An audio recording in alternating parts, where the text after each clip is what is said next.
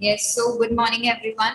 We are going to continue our chapter 2 of the history, that is new kings and kingdoms. ठीक है, मैंने कल in our previous class I have given you the introduction that what we are going to study in this chapter, है ना? कल मैंने आपको introduction दिया था कि हम लोग इस chapter में क्या जो है पढ़ने वाले हैं. So we have started the topic the emergence of new dynasties. कि जो है dynasties जो है कैसे emerge हुई थी. ओके, सो इसमें व्हाट वी हैव स्टडीड, हमने क्या पढ़ा था कि एक किंग का बहुत ही वास्ट एम्पायर होता है. सो अलोन ही is not able to handle his empire, तो वो क्या करता है अपने नीचे या अपने अंडर में ही अपॉइंट सबऑर्डिनेट्स या लैंडलॉर्ड्स, या आप वॉरियर चीफ भी कह सकते हैं. सो जो किंग होता है वो अपने अंडर में सबऑर्डिनेट्स और यू कैन से समंतास आल्सो, उन लोगों को अपॉइंट करता है और हर एक सबऑर्डिनेट को एक छोटा छोटा स्मॉल रीजन जो है प्रोवाइड कर देता है, क्या उनको सौंप देता है या उनको दे देता है, और उनको क्या बोलता है कि what you have to do is you have to take care of this particular region और एम्पायर. आपको इस छोटे रीजन या एम्पायर का ध्यान रखना है because now you are the subordinate of this area.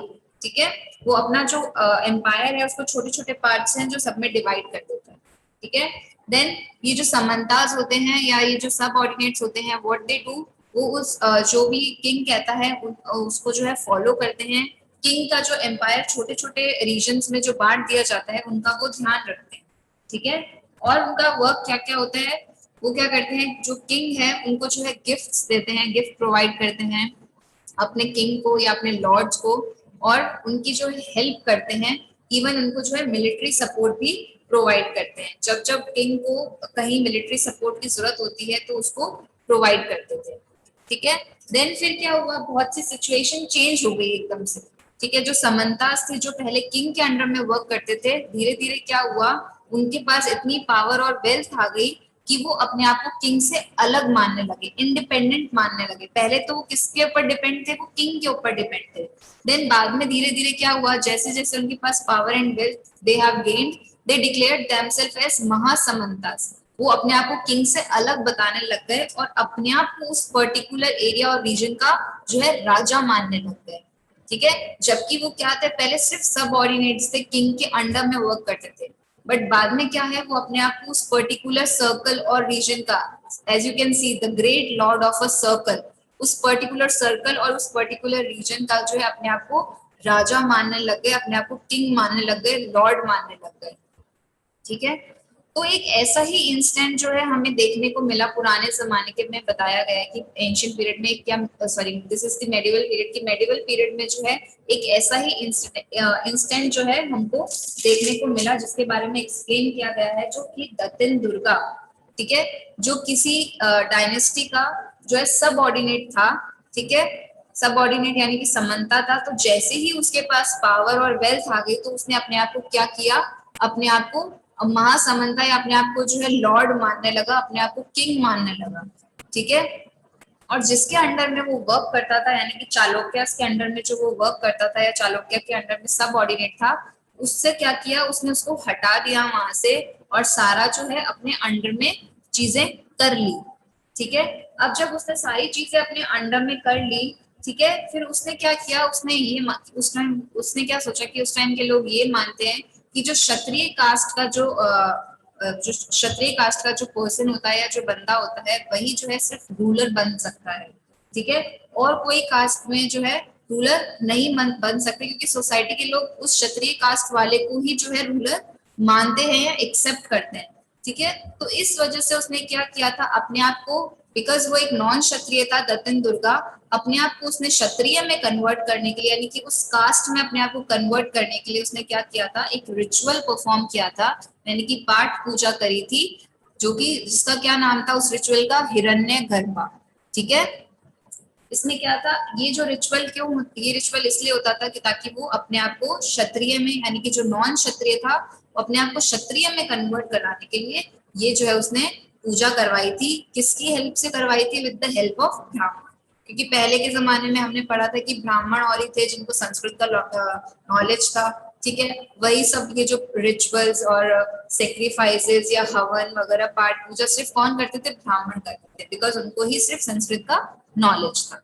सो ये इंस्टेंट हमें देखने को मिला कि पहले जब सब ऑर्डिनेट बने थे, समंताज बने थे, तो समंताज को अपने आप में पावर और वेल्थ गेन करने के बाद वो अपने आप को महासमंताज मानने लगे। तो इसी का ही एक एग्जाम्पल हमें ये राष्ट्रकूटा और दत्तन दुर्गा की फॉर्म में दिया गया है।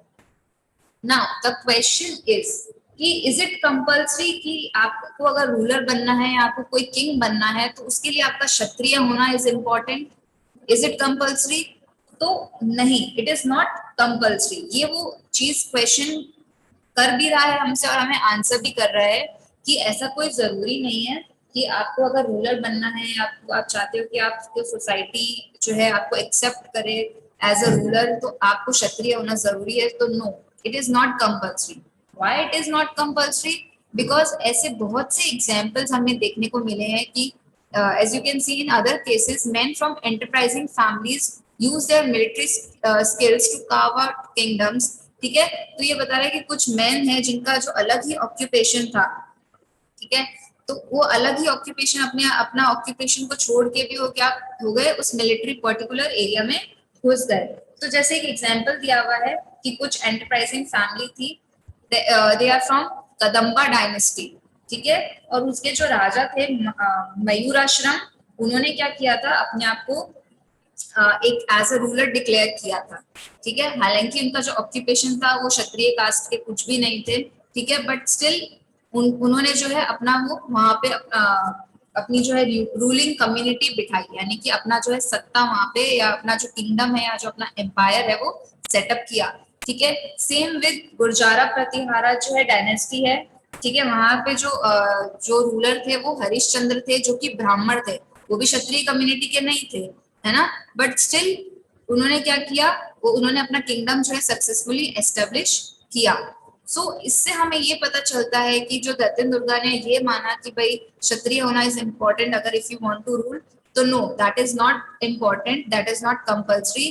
क्यों कंपल्सरी नहीं है? क्योंकि हमें ये कुछ एग्जाम्पल्स भी देखने को मिले हैं कि एक ब्राह्मण कम्युनिटी का भी जो मेंबर है या जो ब्राह्मण कम्युनिटी का भी पर्सन है, उसने भी अपना किंगडम सेटअप किया, है ना, उसने भी अपना जो प्रोफेशन है, ब्राह्मण का जो प्रोफेशन है उसको छोड़ के उसने क्या किया, वो लड़ाई वाले पार्ट में घुस गया, लड़ाई वाली क्षत्रिय कम्युनिटी में एंटर हो गया। तो सेम विद दी मयूर आश्रम, उसने भी क्या किया, उसका बिजनेस, उसका ऑक्यूपेशन दूसरा था, बट स्टिल वो क्या किया, एक पर्टिकुलर दूसरी फील्ड में चले गए। तो ऐसा कोई जरूरी नहीं है कि if you want to rule some society और कम्युनिटी तो आपका क्षत्रिय होना is not important. Is that clear? The administration, यानी कि उसने डायनेस्टी एस्टेब्लिश कर ली, उसने अपना किंगडम भी एस्टेब्लिश कर लिया, वो उसको चलाएगा कैसे, वो क्या काम करेगा, ठीक है, अपने अपनी डायनेस्टी को, अपने किंगडम को अच्छे से वर्क करने के लिए उसको क्या क्या चीजें करनी पड़ेगी। ऐसे तो वो हर किसी को कोई भी काम नहीं दे सकते ना कि आपको ये काम करना है, आपको वो काम करना है। वो अच्छे से काम को डिवाइड करता है और पूरा जो उनको ध्यान भी रखना पड़ता है कि भाई जो आप काम जो आपने डिवाइड किया है वो पर्टिकुलर जिस जिस भी पर्सन को आपने दिया है वो अच्छे से कर भी रहा है कि नहीं।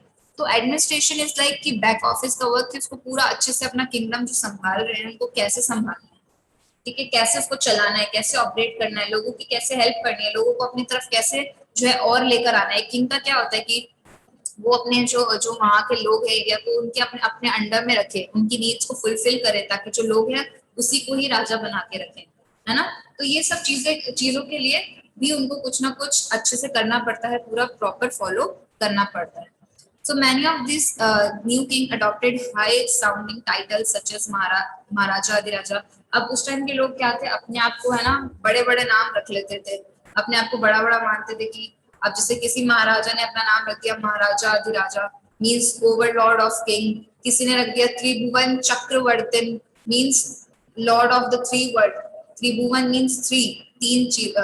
तो वैसे ही वो अपने आप को तीनों, उनका ये माना था कि हम तो तीनों जो है वर्ल्ड के राजा हैं, लॉर्ड हैं, किंग हैं। तो उस टाइप के जो किंग्स वगैरह थे अपने आप को बड़े बड़े नाम से, मतलब अपना नाम जो है बड़ा बड़ा रखने लगे, ठीक है। However, in spite of such claims, they often shared, but इतना सब कुछ करने के बाद भी, इतना इतना बड़ा नाम रखने के बाद भी कोई उसका मतलब नहीं था, बिकॉज उनको कहीं ना कहीं अपनी पावर शेयर ही करनी पड़ती थी, क्योंकि वो अपने आप अकेले कुछ नहीं संभाल सकते थे। वो अपना नाम चाहे कितना भी बड़ा रख ले कि हम तीनों लोगों के राजा हैं, हम ग्रेट किंग हैं, हम सबसे बड़े महाराजा हैं। इतना बड़ा बड़ा नाम रखने से भी ये प्रूव नहीं होता कुछ भी, ठीक है। उनको कितना ही वो अपना नाम कितना भी बड़ा अपने आप को बता ले, बट उनको कहीं ना कहीं दूसरे लोगों की हेल्प पड़ती थी, क्योंकि इतना बड़ा किंगडम होता था। They are not able to handle it alone, है ना, वो अपने आप नहीं हैंडल कर पाते थे, तो उनको क्या करना पड़ता था, अपनी पावर को शेयर करना पड़ता था। क्यों शेयर करना पड़ता था? क्योंकि उनको जरूरत थी, अकेले वो नहीं संभाल सकते थे, तो वो क्या करते थे, अपनी पावर को शेयर करते थे। किस किस के साथ? समंतास के साथ, मैंने आपको बताया था, ठीक है, कुछ पीजेंट्स के साथ, ट्रेडर्स के साथ एंड ब्राह्मण के साथ, ठीक है। इन लोगों के साथ वो अपना जो पावर है शेयर करते थे। क्यों शेयर करते थे? ताकि वो अपने एडमिनिस्ट्रेशन को, अपने एम्पायर को, अपने किंगडम को अच्छे तरीके से, इफेक्टिव तरीके से चला पाए, ठीक है। इसलिए जो है राजा को भी सपोर्ट लेना पड़ता था। तो इसमें कंपेयर किया है कि राजा ने अपना नाम तो इतना बड़ा रख लिया, बट स्टिल उसको कहीं ना कहीं किसी सपोर्ट की जरूरत है, ठीक है। Now how they share power, वो अपनी पावर कैसे शेयर करते थे? तो अब बिकॉज किसी भी किंगडम को चलाने के लिए रिसोर्सेज की जरूरत पड़ती है, ऐसे खाली बिना रिसोर्सेज के, बिना रुपए से राजा भी तो नहीं चला पाएगा ना अपना किंगडम। तो उसको क्या करते थे, राजा को कुछ ना कुछ रिसोर्सेज की जरूरत पड़ती थी, कुछ ना कुछ चीजों की, रुपए की जरूरत पड़ती थी। जैसे आज सरकार हमसे क्या करती है, टैक्स लेती है, हम टैक्स पे करते हैं। तो उस टाइम पे भी क्या होता था, जो राजा है उसको रिसोर्सेज की जरूरत पड़ती थी, तो वो उसको रिसोर्सेज किस किस से मिलते थे? पीजेंट से, कैटल कीपर से, आर्टिशियंस से, ठीक है। तो ये क्या करते थे, अब जैसे कुछ भी पीजेंट्स ने कुछ अच्छे से फार्मिंग करी, उनकी क्रॉप जो है बहुत अच्छे से ग्रो हो गई, तो अब वो क्या करते थे, पीजेंट्स उनको कुछ ना कुछ टैक्स पे करते थे राजा को। तो रिसोर्सेज आप टैक्स भी कह सकते हो, रेंट भी कह सकते हो।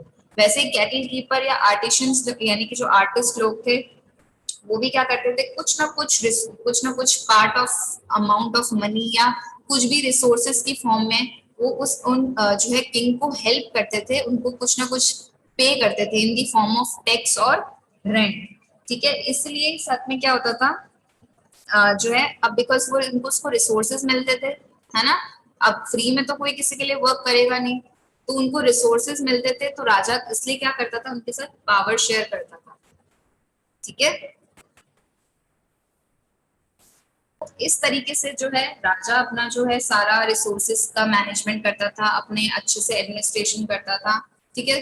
राजा अपना बड़ा बड़ा नाम रख लेते थे, इससे कोई उनको कुछ नहीं मिलता था। उनको क्या करना पड़ता था, एट लास्ट पावर शेयर करनी पड़ती थी, कुछ कुछ लोगों के साथ उनको पावर शेयर करनी पड़ती थी। देन उस पावर के बदले वो लोग क्या करते थे, राजा को कुछ टैक्स देते थे, ठीक है। अब राजा उनकी किसी चीज में हेल्प कर रहा है या कुछ भी उनको कभी हेल्प चाहिए, तो किंग जो है उनकी हेल्प कर रहा है, तो इसके बदले वो क्या करते थे, कुछ ना कुछ उनको टैक्स जो है पे करते थे।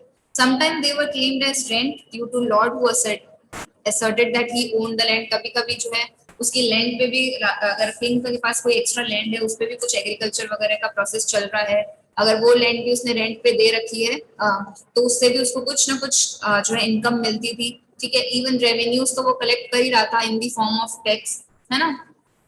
तो ये इस तरीके से जो है राजा अपने जो एक किंगडम को है संभाल रहा था। देन यहाँ पे कुछ बताया है कि there were 400 type of taxes.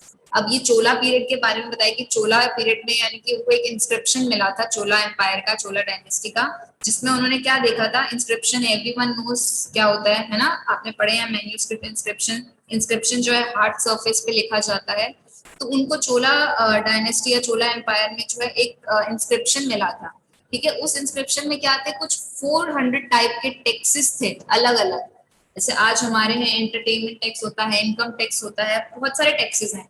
तो उस टाइम में भी जो है कुछ 400 टाइप ऑफ टैक्सेस थे जो उनको उस इंस्क्रिप्शन से जानने को मिले, ठीक है। तो अब इसमें दो तीन एग्जांपल्स दिए हैं आपको, बिकॉज 400 टैक्सेस तो याद रखने का कोई मतलब नहीं है, तो उसने कुछ एक दो हमें एक्सप्लेन किए। The most frequently mention tax is vetti, taken not in cash but in the form of fast force labour. अब वेती भी एक तरह का टैक्स था। अब इस टैक्स में क्या होता था, ये कैश की फॉर्म में नहीं लिया जाता था, ठीक है। इसमें क्या किया जाता था, लोगों से जबरदस्ती काम कराया जाता था। यानी कि अगर आपने किसी ने आपसे उधार लिया है या कुछ भी है, ठीक है, तो आपसे वो कैश में ना मांग के, ठीक है, आपको बोलेगा कि आप मेरे लिए काम करो, जबरदस्ती वो आपसे काम करवाएगा। So vetti is the type of tax which can be taken in the form of forced labor, जबरदस्ती आपसे काम करवा के लेता है। ठीक है। Then kadami, kadami means land revenue. Then there were also taxes on thatching the houses, और भी बहुत तरह के टैक्सेस थे, जैसे अगर आपको अपने घर के ऊपर छत बनवानी है ना, तो उसके लिए भी आपको टैक्स देना पड़ता था। या if the use of a ladder to climb palm tree, अगर आपको किसी पाम ट्री पे क्लाइंब करना है, उसके लिए आपको सीढ़ी का यूज करना है, तो उसके लिए भी you have to pay tax. Then a cess on succession to the family property, अगर जैसे आप फैमिली में कुछ अगर कोई एक्सपायर हो जाते हैं, तो उनकी जो प्रॉपर्टी होती है ना, एक फादर है तो उनके उनके एक्सपायर होने के बाद जो उनकी प्रॉपर्टी है वो उनके बच्चों के पास जाती है। तो वो जो प्रॉपर्टी का जो पास होना होता है, यानी कि प्रॉपर्टी जब उनके उनके मरने के बाद उनकी फैमिली को दी जाती है, तो उस वो जो उसमें जब वो फैमिली वो जो प्रॉपर्टी जो ट्रांसफर करी जा रही होती है, उनकी फैमिली वालों को दी जा रही होती है, तो उसके लिए भी उनको एक टैक्स देना पड़ता है। So these were some various type of taxes जो आप लोगों को पता होना चाहिए, बिकॉज 1 मार्क्स में ये क्वेश्चन आ सकता है कि Kidambi is the which type of tax, है ना, ये एक लैंड रेवेन्यू टैक्स है। देन वेती, ठीक है। तो हर एक चीज के ऊपर उनको टैक्स देना पड़ता था। अब आप बहुत देखो सिली सिली चीज है कि द यूज ऑफ लेडर, अब उनको पाम ट्री पे क्लाइंब करने के लिए अगर सीढ़ी का यूज करना है, तो उसके लिए भी they have to pay the taxes. तो there were 400 type of taxes, तो कुछ 400 टैक्सेस थे, बट हमें ये कुछ इंपॉर्टेंट है जो हमें याद रखना है। ओके। देन अब ये जो रिसोर्सेज हैं, यानी कि जो उनको जो चीजें मिलती थी, वो किंग कैसे यूज करता था, है ना, जो किंग को कुछ टैक्स के फॉर्म में या कुछ रेवेन्यू के फॉर्म में या रेंट के फॉर्म में जो रुपए मिलते थे या चीजें मिलती थी, तो वो उसका किंग क्या करता था, उसको कैसे यूज करता था। तो किंग उससे जो है कभी कभी लोगों की हेल्प करता था, ठीक है, या फिर उसको अपने एरिया में कुछ बड़े बड़े टेम्पल या फोर्ट्स बनवाने हैं, कंस्ट्रक्ट करवाने हैं, उसके लिए वो रिसोर्सेज यूज करता था, ठीक है। देन वॉर, अगर अब किंग बैटल लड़ रहा है, तो उसको कहीं ना कहीं से तो सोर्सेज वगैरह, आर्मी वगैरह को भी पे करने के लिए उनकी सैलरी या उनके वेपन्स भी कहीं ना कहीं से तो वो लेकर आएगा, तो वो उसने भी वो रिसोर्सेज यूज करता था, ठीक है। तो बहुत सी चीजें हैं जिसमें जो है जो हमारा जो किंग है वो रिसोर्सेज यूज करते थे, ठीक है। अब नाउ द थिंग इज कि ये लैंड, ये रेंट, ये जो लैंड पे जो टैक्स या रेवेन्यू रेंट वगैरह जो मिलता है, वो कौन कलेक्ट करता था? किंग तो जाके कलेक्ट नहीं करता, ना ही लोग अपने आप खुद से देने आते। तो उसके लिए भी उन लोगों ने कुछ लोगों को अपॉइंट किया था, ठीक है, जिसको हम रिसोर्स कलेक्शन का काम कहते हैं, कि जो रिसोर्स जो कलेक्ट होते हैं उसका काम भी जो है किंग ने किसी को दिया था, ठीक है। अब ये कौन हो सकते हैं ये लोग? या तो किसी कोई ऐसे सोसाइटी की ऐसा पर्सन या ऐसी फैमिली जिसकी लोग सुनते हैं, ठीक है, आपकी सोसाइटी में या उस पर्टिकुलर एरिया में कुछ ऐसा कोई इन्फ्लुएंशियल पर्सन होता है जिसकी लोग हर बात सुनते हैं, हर बात मानते हैं, है ना। तो ये काम जो है रिसोर्स कलेक्शन का काम, या तो जो है राजा अपनी फैमिली में से किसी को देता था, या अब सोसाइटी में कोई ऐसा पर्सन हो या ऐसी इन्फ्लुएंशियल फैमिली है जिसकी सब बात सुनते हैं, ठीक है, ताकि वो लोग जो है इजीली उनकी बात सुने और उनको बहुत जल्द जो है टैक्स या रेवेन्यू और जो रेंट है वो दे दें। तो रिसोर्स कलेक्शन में जो है ऐसे ऐसे लोग वो लोग सिलेक्ट करते थे, या तो समवन फ्रॉम इन्फ्लुएंशियल फैमिली, ठीक है, या अपनी फैमिली में से राजा को अपॉइंट करता था, ठीक है। देन ये जो पोजीशन होती थी कि आपको रिसोर्स कलेक्शन का काम करना है, ये हेरिडिटरी होती थी। फॉर एग्जांपल अगर एक के फादर ये काम कर रहे हैं, तो उस फादर का बेटा है, तो उसके फादर के मरने के बाद वो बेटा वो काम करेगा। तो ये जो है आपका जो ये काम रहता है, या ये जो रेवेन्यू कलेक्शन की जो पोजीशन थी, दैट इज ऑफ हेरिडिटरी। ये जो है हेरिडिटरी थी, ठीक है, कि अगर उस पर्टिकुलर फैमिली में से ही जो है वो चीज वो काम जो है वही फैमिली में से कोई ना कोई बंदा करता जाएगा। अगर एक पर्सन मर गया तो उसी फैमिली का दूसरा पर्सन वो काम करेगा, ठीक है। तो ये सब चीजें होती थी। सो इस तरीके से वो जो है एडमिनिस्टर करते थे, इस तरीके से जो है वो अपना पूरा किंगडम को संभालते थे, ऑपरेट करते थे, ठीक है। कैसे करते थे? रेवेन्यू कलेक्ट करते थे या रिसोर्सेज कलेक्ट करते थे। Then there were some 400 type of taxes जो हमने पढ़े, और भी टैक्सेस होते थे। देन ये जो रिसोर्सेज कलेक्शन का काम है वो कौन करता था? देन जो रिसोर्सेज कलेक्शन का जो जॉब होता है या जो फंक्शन होता है वो पूरा हेरिडिटरी होता है, कि एक फैमिली के मेंबर के मरने के बाद, जैसे फॉर एग्जांपल एक पर्टिकुलर पर्सन एक्सपायर हो जाता है, तो उसके बाद जो दूसरा पर्सन है वो उस चीज को कंटिन्यू करेगा। देन वो जो रिसोर्सेज जो वो वेल्थ वो लोग जो किंग को मिलती थी टैक्स के फॉर्म में, उसका वो कैसे यूज करते थे, ठीक है। So these were some points that you have to remember in this particular topic, that is the administration and the knowledge.